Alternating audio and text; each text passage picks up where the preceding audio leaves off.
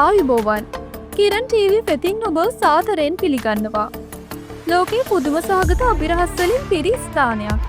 මානව වර්ගයාගේ ඉතිහාසයේ ආරම්භ වූ දා සිට අපට නොවිසඳුණු ප්‍රශ්න, තවමත් තේරුම් ගත නොහැකි වූ නිර්මාණ සහ සිදුවීම් රාශියක් තිබෙනවා. මේවා අදටත් විද්‍යාඥයින්, ඉතිහාසඥයින් සහ පුරා විද්‍යාඥයින් අතර දැඩි විවාදයට තුඩු දෙනවා. අද අපි ඔබව අතීතයට රැගෙන යනවා. ලෝකයේ පුදුම සහගත තවමත් අභිරහස්ව පවතින ස්ථාන 5ක් පිළිබඳව ගැඹුරින් සොයා බලනවා. මේවා නිර්මාණය කළේ කවුද? කුමන අරමුණක් සඳහාද? ඒ සඳහා භාවිතා කළ තාක්ෂණය කුමක්ද? මේවා ඇත්තටම අප දන්නා ඉතිහාසයට අභියෝග කරනවද? කිරන් ටීවී සමග එකතු වී මේ පුදුම ලෝකයේ ගවේෂණය කරමු.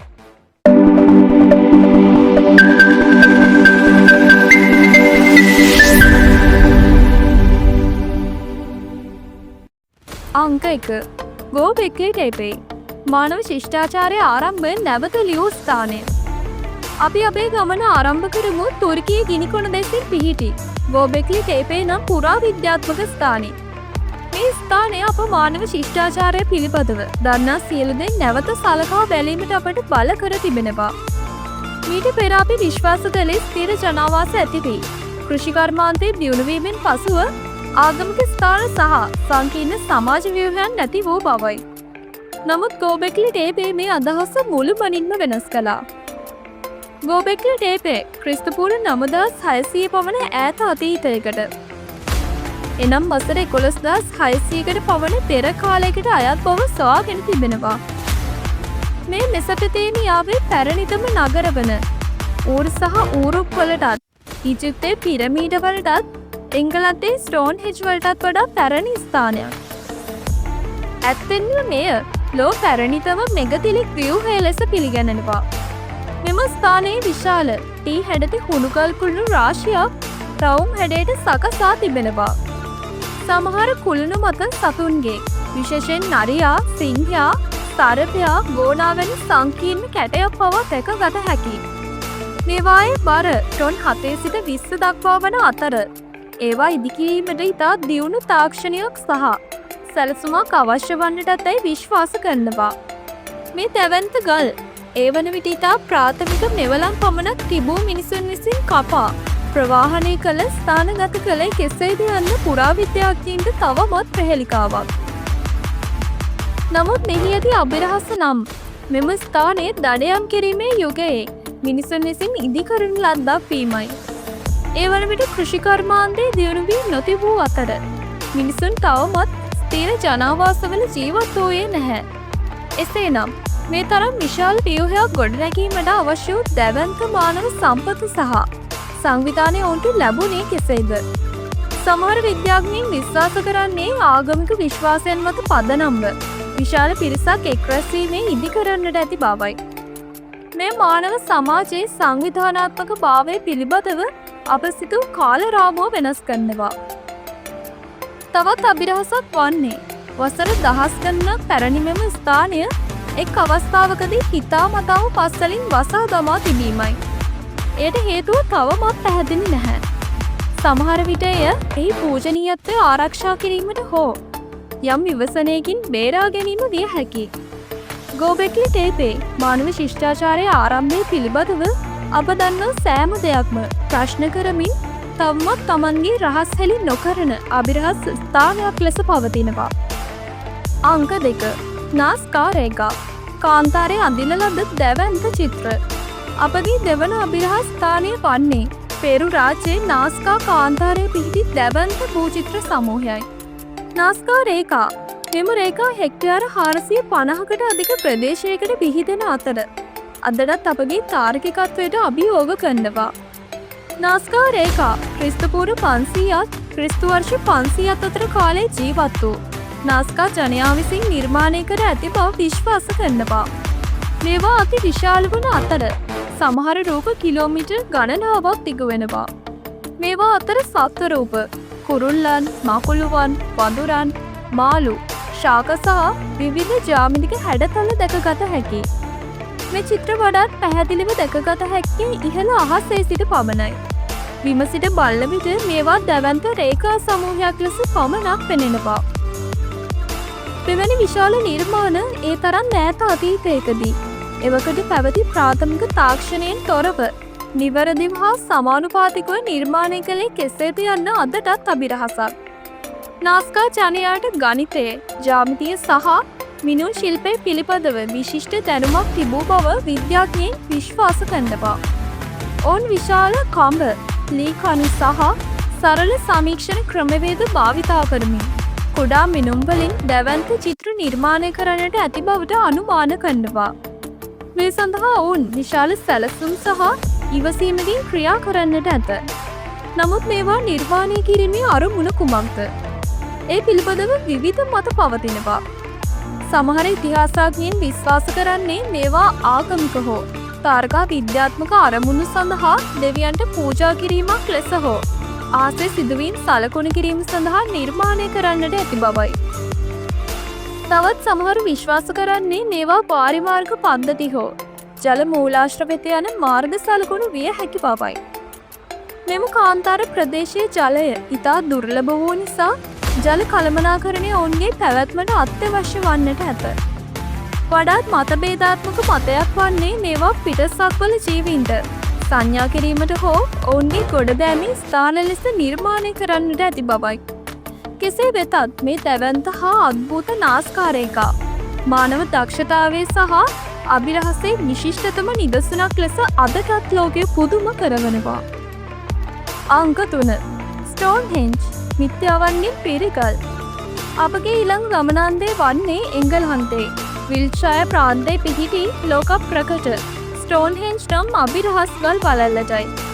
මේ මීට වසර 4500කට පමණ පෙර එනම් ක්‍රිස්තපුර 2500ත් 3000ත් අතර කාලයේදී ඉදිකර ඇති බවට පුරාවිද්‍යාඥයින් විසින් තහවුරු කර තිබෙනවා. ස්ටෝන්හෙන්ජ් යනු දැවැන්ත ගල් කුළුණු තිරස්ගල් පතුරු මගින් සම්බන්ධ කර ඇති වළලු කිහිපයකින් සමන්විත ඉතා සංකීර්ණ ව්‍යුහයක්. මෙහි ඇති විශාලතම ගල් සර්සන් ගල් ලෙස හැඳින්වෙන අතර ඒවායේ බර ටොන් 25 සිට 50 දක්වා වනවා. මේවා කිලෝමීටර් 30කට අධික දුරකින් ගෙනවිත් ඇති බවට විශ්වාස කරනවා. ඊටත් වඩා පුදුම සහගත කරුණ වන්නේ මෙහි ඇති කුඩා නිල් ගල් වේල්සේ පිහිටි ප්‍රසලි කඳුකරයෙන් කිලෝමීටර් 250කට වඩා දුර සිට ගෙනවිත් තිබීමයි. එවකට පැවති ප්‍රාථමික තාක්ෂණින් මේ දැවැන්තගල් ප්‍රවාහනය කළේ කෙසේද යන්න අදටත් විශාල අභිරහසක්. බිම දිගේ ඇදගෙන යාම, රෝල භාවිතය සහ ජලමාර්ග භාවිතය වැනි න්‍යායන් ඉදිරිපත් වී ඇතත් කිසිවක් සම්පූර්ණයෙන් තහවුරු වී නැහැ. ස්ටෝන්හෙන්ජ් ඉදිකිරීමේ අරමුණ පිළිබඳව විවිධ මත පවතිනවා. බොහෝ ඉතිහාසඥයින් විශ්වාස කරන්නේ මේ පුරාණ තාරකා විද්‍යාත්මක නිරීක්ෂණාගාරයක් ලෙස භාවිතා කරන්නට ඇති බවයි. විශේෂයෙන් ගිම්හාන සූර්යාලෝකයේ සහ ශීත සූර්යාලෝකයේදී හිරු උදාවන සහ බැස යන ස්ථානවලට අනුව ගල් ස්ථානගත කර තිබීම මේ සනාථ කරනවා. තවත් මතයක් වන්නේ මේ ආගමික උත්සව සහ චාරිත්‍ර වාරිත්‍ර හෝ මළවුන් සඳහා වූ සුසාන භූමියක් ලෙස භාවිතා කරන්නට ඇති බවයි. ස්ටෝන්හෙන්ජ් අවට මිනිස් අස්ථි කොටස් සහ පුරාණ භූමදාන ස්ථාන හමුවීම මේ මතයට සහාය දක්වනවා. සමහර විටේ සුවකිරීම් ස්ථානයක් ලෙසද ක්‍රියා කරන්නට ඇතැයි විශ්වාස කරනවා. මෙම දැවැන්තගල් ව්‍යුහය නිර්මාණය කළ මිනිසුන් කවුරුන්ද? ඔවුන් මේවා ගොඩනැගීමට යොදාගත් තාක්ෂණය කුමක්ද? මේවා අදටත් අපට නොවිසඳුණු ප්‍රශ්න ලෙස පවතිනවා. ස්ටෝන්හෙන්ජ් යනු මානව ඉතිහාසයේ විශාලතම සහ වඩාත්ම අභිරහස් පුරාවිද්‍යාත්මක ස්ථානවලින් එකක් වන අතර ඒ තවමත් ලෝකයට තම රහස් මුළුමනින්ම හෙළි කර නැහැ. අංක 4. යොනගුනි ස්මාරකය. ජපානයේ දියහට අභිරහස. අපගේ සිව්වන අභිරහස පිහිට ඇත්තේ ජපානයේ යොනගුනි දූපත ආසන්නයේ මුහුදු පත්ලේ. ඒ යොනගුනි ස්මාරකය ලෙස හැඳින්වෙන අතර ඒ ස්වභාවික භූවිද්‍යාත්මක සැකැස්මක්ද නැතහොත් මානව නිර්මාණයක් යන්න පිළිබඳව දැඩි විවාදයක් පවතිනවා. මෙම දැවන්ත පියගැට පිළිවෙන ව්‍යුහය මුලින්ම සොයාගනු ලැබුවේ 1980 දශකයේදී කිමිදුම් කරුවෙකු විසිනුයි. ඒ මීටර් 100ක් පමණ දිගින් සහ මීටර් 25ක් පමණ උසින් යුක්ත වන අතර පැහැදිලි කෝණික කැපුම්, පියගැට පෙළින් සහ සමතලා වේදිකා වැනි ලක්ෂණ පෙන්නුම් කරනවා.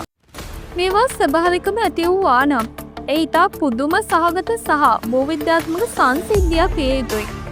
විශේෂයෙන්ම මෙහි ඇති සමහර රේඛා සහ කොන පරිපූර්ණ බවක් පෙන්වන අතර ස්වභාවික පාෂාණ සැකසුම් වලට වඩා සංවිධානාත්මක බවක් පෙන්නුම් කරනවා.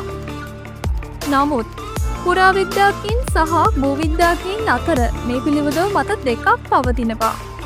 සමහර විද්‍යාඥයින් විශේෂයෙන්ම ජපාන පුරාවිද්‍යාඥ මසාකි කිමුරා වැනි අය විශ්වාස කරන්නේ මේ ක්‍රිස්තුපූර්ව 10000කට පමණ පෙර පැවති ජලයෙන් යට වූ පුරාණ ශිෂ්ටාචාරයේ කොටස් බවයි.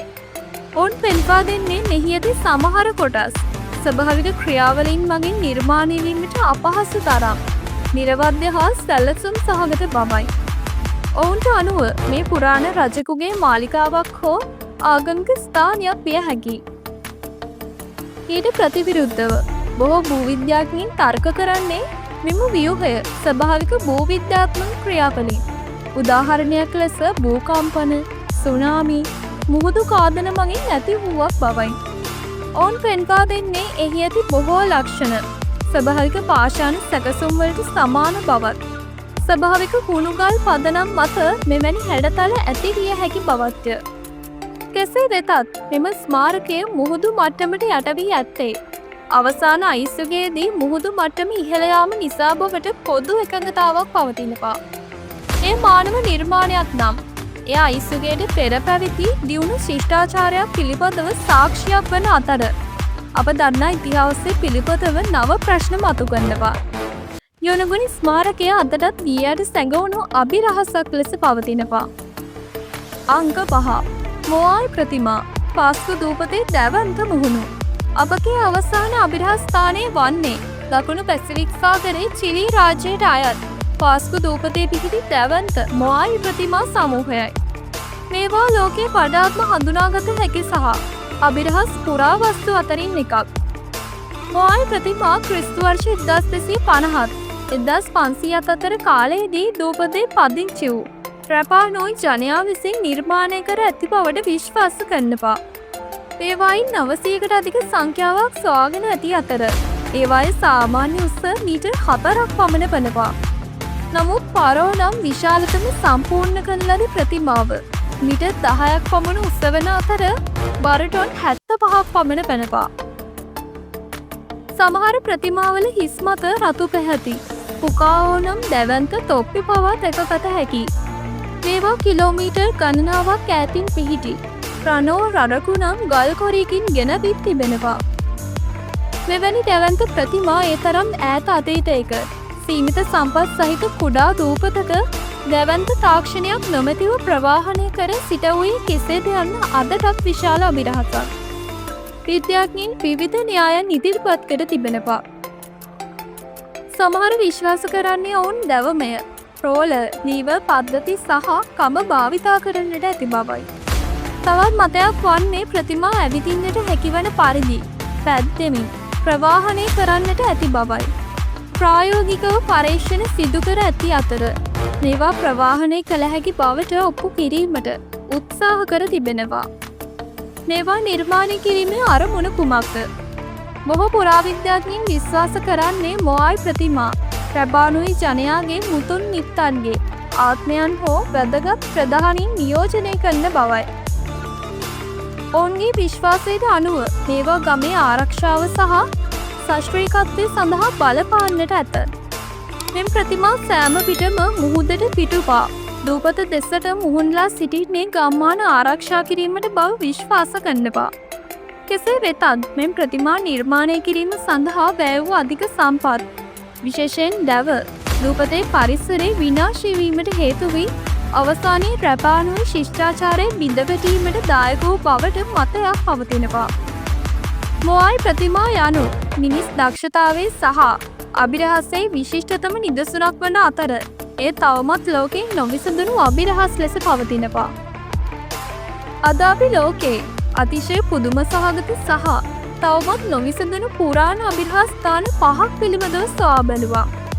ගෝබෙක්ලි ටේපෙහි පැරණිතම මෙගතිලික් ව්‍යුහයන්ගේ සිට නාස්කා කාන්තාරයේ දැවන්ත භූචිත්‍ර දක්වා ස්ටෝන් හෙන්ජි කල්පලල්ලේ අභිරහස්සල සිට යොනගුණි දියඩ ස්මාරකයේ ප්‍රශ්නාර්ථය දක්වා සහ පාස්ක දූපතේ මුවයි ප්‍රතිමාවල දැවන්ත භාවය දක්වා මේ සියල්ලම අපගේ මානව ඉතිහාසයේ තාක්ෂණී සහ හැකියාවන් පිළිබඳව නව ප්‍රශ්න මතුගන්නවා.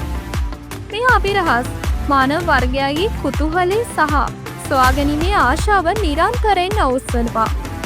මේවා අපට මතක් කර දෙන්නේ අපගේ ඉතිහාසය අප සිතනවාට වඩා සංකීර්ණ විය හැකි බවත් තවමත් සොයාගැනීමට බොහෝ දේ ඉතිරව ඇති බවත්ය. සමහර විට මේ අභිරහස්වල සත්‍ය පිළිතුරු කිසිදාක අපට නොලැබෙන්නටත් පුළුවන්. නමුත් ඒවා පිළිබඳව ගවේෂණය කිරීමෙන් අපට අතීතය වර්තමානය සහ අනාගතය පිළිබඳව අලුත් දේවල් ඉගෙන ගැනීමට හැකිවනවා. ඔබේ අදහස කුමක්ද? මේ අභිරහස් පිටුපස ඇති සත්‍ය කුමක් විය හැකිද? ඔබ දන්නා තවත් නොවිසඳුණු පුරාණ අභිරහස් තිබෙනවද? ඔබේ අදහස් අපිට පහතින් කමෙන්ට් කරන්න. වීඩියෝ එකට ලයික් එකක් දාලා මේ වගේ තවත් ගැඹුරු විශ්ලේෂණ වීඩියෝ බලන්න කිරන් TV අපව දැන්ම සබ්ස්ක්‍රයිබ් කරන්න.